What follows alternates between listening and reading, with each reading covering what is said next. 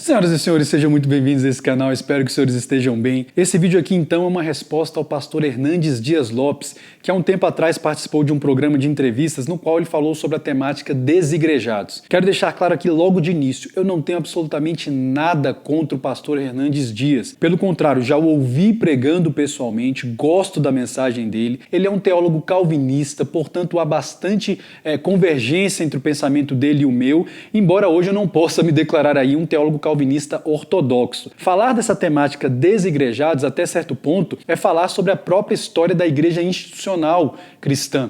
Do ponto de vista espiritual, a igreja cristã ela forma uma unidade indivisível existente desde os tempos mais imemoriais. Isso porque ela é o corpo espiritual de Cristo. Agora, do ponto de vista institucional, denominacional, nós temos tido uma série de progressos, retrocessos, encontros, desencontros, enfim. E essa temática de cristãos denominacionais ou não denominacionais tem estado presente desde sempre. E aqui eu vou dar um único exemplo que é bastante significativo aqui para nós ocidentais entendermos isso. Do ponto de vista da teologia católica ortodoxa, Lutero é considerado um herege, um dissidente até hoje. Agora você, meu amigo, que é protestante e evangélico, dificilmente vai considerá-lo assim, até porque as denominações protestantes e evangélicas existentes hoje, elas estão ligadas visceralmente à reforma protestante.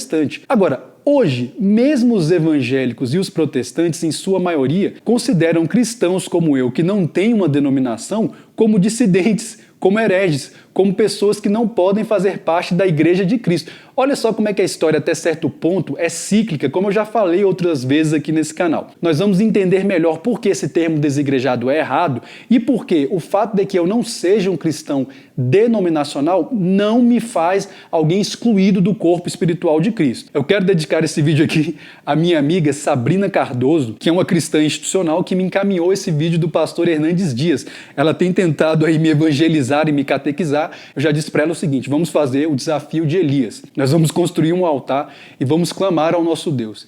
E aquele que responder com fogo é o Deus verdadeiro.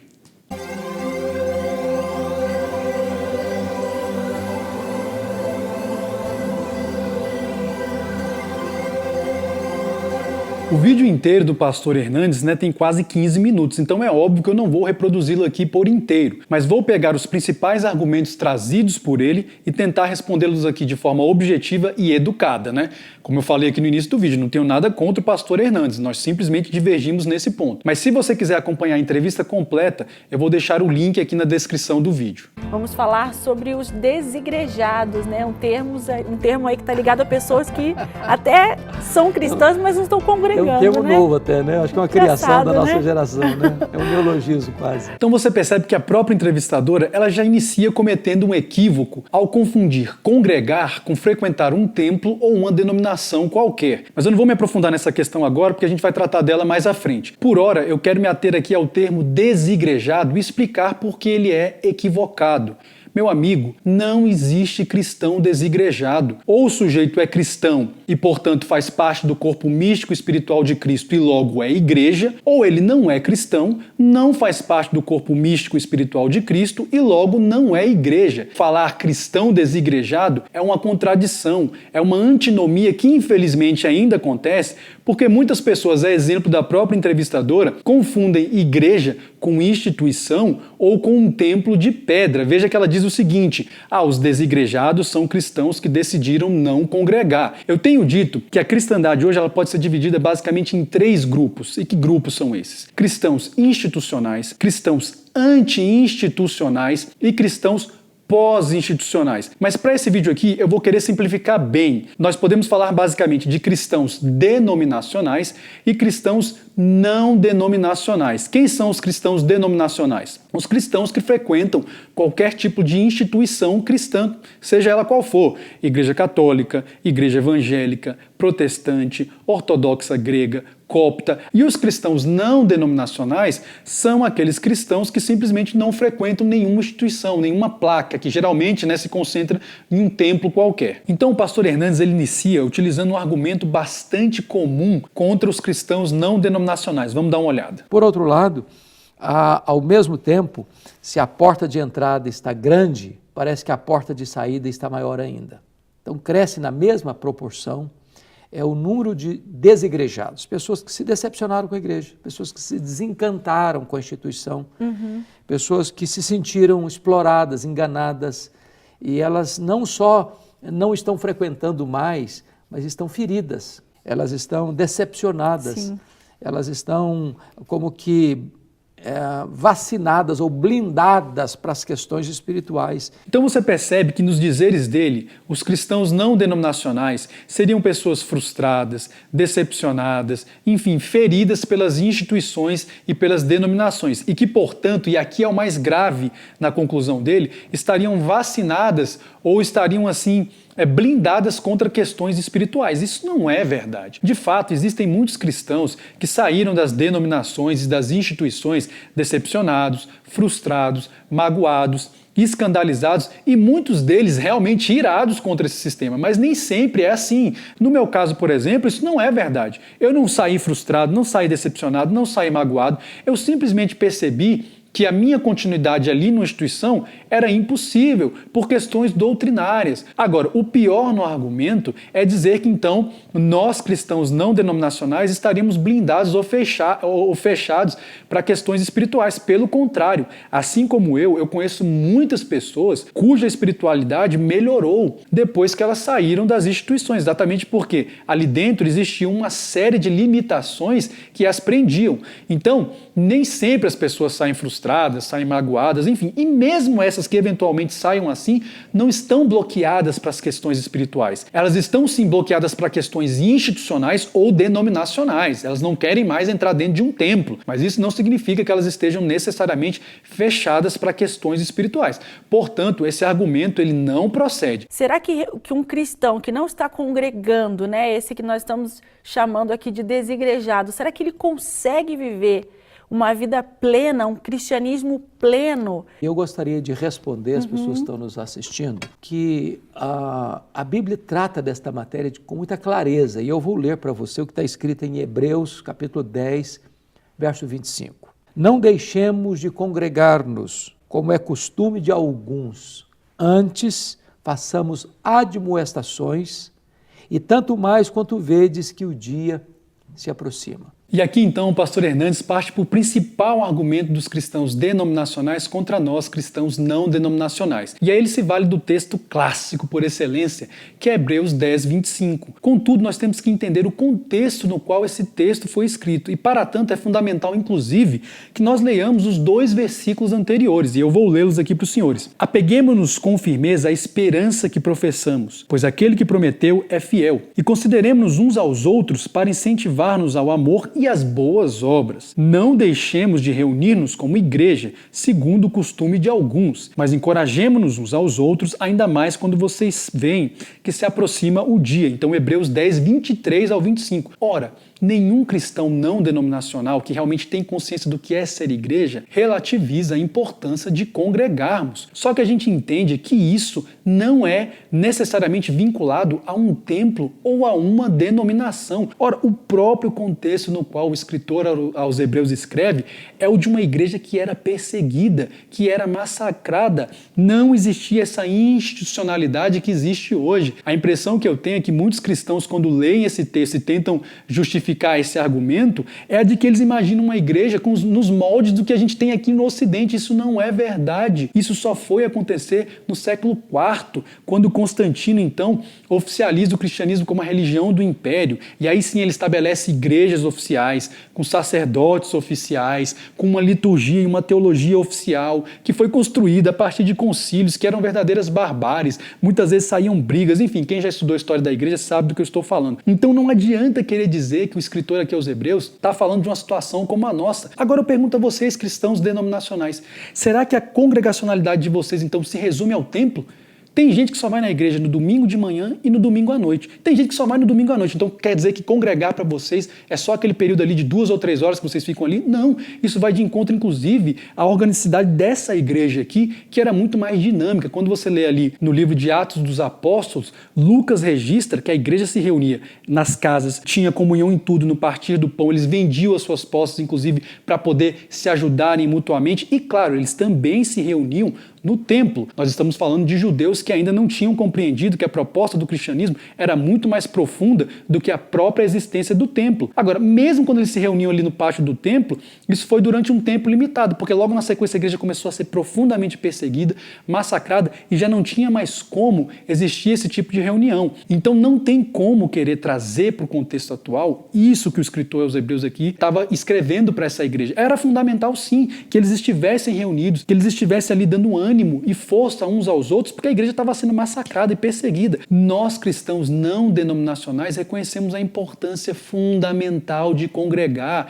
Eu já falei para vocês aqui, a minha casa está de portas abertas para quem quer que seja. Eu, Duarte, cristão não denominacional, congrego com os meus amigos, inclusive muitos deles institucionais. Está aí a própria Sabrina, um exemplo disso. Muitos familiares meus continuam frequentando as instituições. O meu pai e minha mãe são cristãos denominacionais, o meu pai é pastor. Eu continuo tendo amigos, sabe, ali dentro da igreja. Congregar é fundamental para que a gente possa dar ânimo uns aos outros, para que nós possamos nos exortar. Agora, não adianta querer vincular isso a uma denominação ou a um templo de pedra. Esse é o equívoco grosseiro dos cristãos denominacionais, achar que só é possível congregar se você frequentar uma igreja, né, denominacional ou um templo de pedra. Isso não é verdade. E agora aqui na sequência, então, o pastor Hernandes Dias começa a apresentar algumas imagens e algumas figuras que, segundo ele, reforçam esse pensamento dele. Vamos fazer uma análise. Então, preste atenção. Nós somos um ramo da videira verdadeira. A videira verdadeira é Cristo. Um ramo não sobrevive fora da videira. Um ramo está ligado a outros ramos da videira. De fato, como o Senhor mesmo reconhece, a videira é Cristo. Todo cristão que está ligado a Cristo e faz parte do corpo místico, que é a igreja, está ligado à videira verdadeira. Agora, a gente não pode confundir a videira com uma instituição ou com uma denominação cristã. Segunda imagem, segunda metáfora. Nós somos um rebanho. Quando uma ovelha se desgarra do rebanho, ela se torna uma presa fácil. A ovelha não tem capacidade de proteger a si mesma, de cuidar-se de si mesma. Por isso que nós somos chamados de ovelhas. Nós somos dependentes, precisamos estar junto das outras ovelhas e perto do pastor.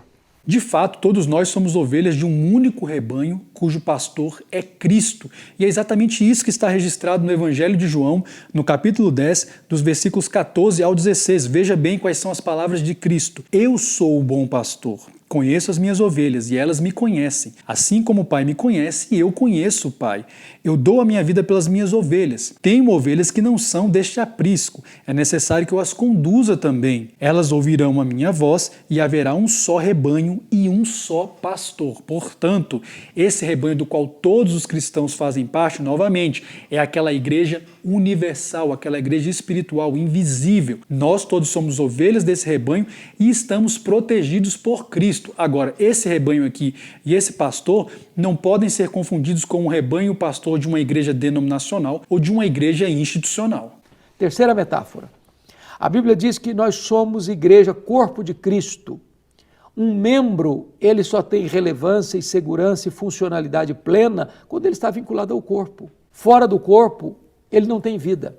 E aqui a gente entra então numa controvérsia teológica interessante. Veja bem, do ponto de vista da Igreja Católica, até faz algum sentido sustentar o argumento de que a Igreja, enquanto corpo místico de Cristo, identifica-se com a manifestação física da própria Igreja. A gente sabe que a ortodoxia católica interpreta aquela famosa frase de São Cipriano, nulla salus extra ecclesia, ou seja, não existe salvação fora da Igreja, literalmente. Portanto, a Igreja Católica Apostólica Romana é a Igreja mística de Cristo. O próprio corpo místico se identifica com o corpo físico. Agora, do ponto de vista protestante e evangélico, essa interpretação não faz nenhum sentido. E aqui, sendo fiel então à tradição protestante, a gente entende que isso tem que ser concebido do ponto de vista espiritual. A verdadeira Igreja de Cristo, repito, ela é universal, ela é única, é um único rebanho, como o próprio Cristo diz aqui, né, nós acabamos de ler. Agora, do ponto de vista denominacional e institucional, aí não, ela é diversa e a história da teologia cristã está aí para dizer isso. Não dá para confundir o corpo místico de Cristo com o corpo físico. Então, quando alguém diz que se você não fizer parte de uma denominação ou de uma instituição, você não faz parte do corpo de Cristo, isso é uma interpretação, na minha opinião, completamente equivocada das Escrituras. Deixa eu dizer uma coisa para você. É bom você ter, às vezes, a oportunidade de ver uma boa mensagem no YouTube. Nada de errado com isso. O problema é que o pregador do YouTube, o pregador da televisão, não vai poder acompanhar você quando você estiver doente. Não vai poder fazer uma visita na sua casa. Não vai poder ir no hospital visitar você. Você precisa de gente, você precisa de se congregar. Quando você reúne com outros irmãos na fé, você está também servindo essas pessoas com seus dons e sendo suprido em suas necessidades espirituais. E o pastor Hernandes agora então utiliza um argumento que eu ousaria chamar de romantização das igrejas institucionais. Veja bem, se ele estivesse referindo àquela igrejinha do interior ou àquela igreja do bairro, onde todo mundo se conhece, todo mundo mora ali próximo, tudo bem. Agora, a realidade é que nos grandes centros urbanos, muitas pessoas frequentam templos nos quais sequer elas conhecem todo mundo. Eu ousaria dizer, inclusive, que nas médias e grandes igrejas, sequer os líderes e os pastores conhecem o nome das pessoas. Eu mesmo congreguei numa instituição onde o pastor não sabia o nome de todo mundo, porque era humanamente impossível ele saber disso. Vocês acham mesmo que numa igreja com esse tanto de gente, o pastor vai conseguir decorar o nome de todo mundo? Que dirá saber se a pessoa foi hospitalizada, ou se a pessoa está mal, ou se a pessoa realmente até morreu? Tem gente que às vezes nem fica sabendo na própria igreja, fulano morreu. Então é um tanto quanto idealizado essa concepção de que você sempre terá assistência. Ora, muitos desigrejados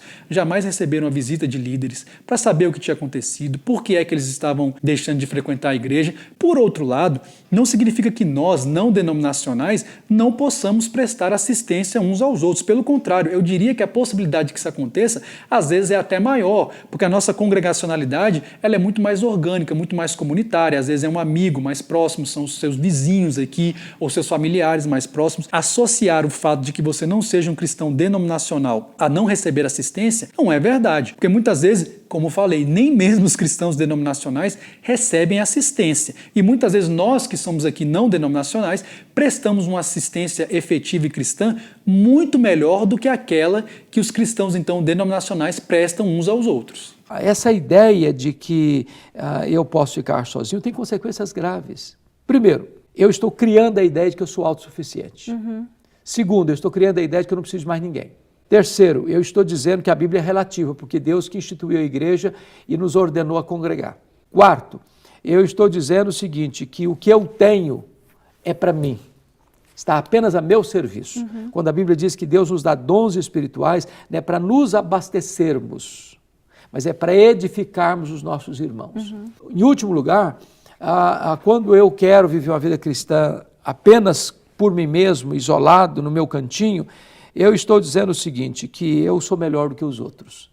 Por fim, então, o pastor Hernandes apresenta alguns argumentos que, para mim, são uma espécie de espantalho. Nenhum cristão não denominacional se declara autossuficiente, que não precisa de mais ninguém. Nós também não relativizamos a Bíblia ao dizer que a igreja não é uma instituição divina. Pelo contrário, nós reconhecemos que a igreja é sim uma instituição divina e que fazer parte do corpo de Cristo é uma honra.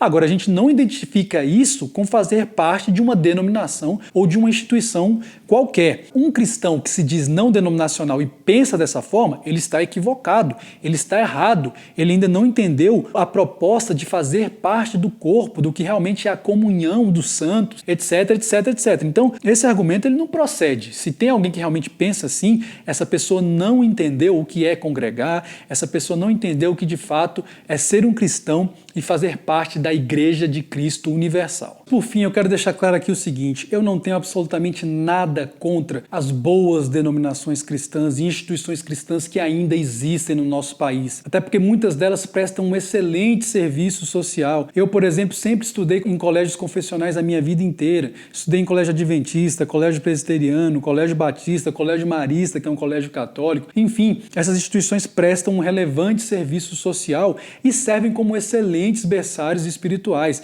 Agora, o que não dá é vincular o fazer parte do corpo de Cristo ou o ser igreja a necessariamente frequentar um templo ou uma instituição cristã qualquer. Isso é não ter entendido aspectos fundamentais e elementares da fé cristã, como são revelados, por exemplo, nesse famoso diálogo entre Cristo e a mulher samaritana, que foi registrado por João no capítulo 4, dos versículos 21 ao 24, Jesus declarou: creia em mim, mulher, está próxima a hora em que vocês não adorarão o Pai nem neste monte, nem em Jerusalém. Vocês, samaritanos, adoram o que não conhecem. Nós adoramos o que conhecemos, pois a salvação vem dos judeus. No entanto, está chegando a hora, e de fato já chegou, em que os verdadeiros adoradores adorarão o Pai em espírito e em verdade. São estes os adoradores que o Pai procura. Deus é espírito, e é necessário que os seus adoradores o adorem em espírito e em verdade. Essa é uma doutrina ou uma percepção cristã fundamental. Você não precisa mais de um local físico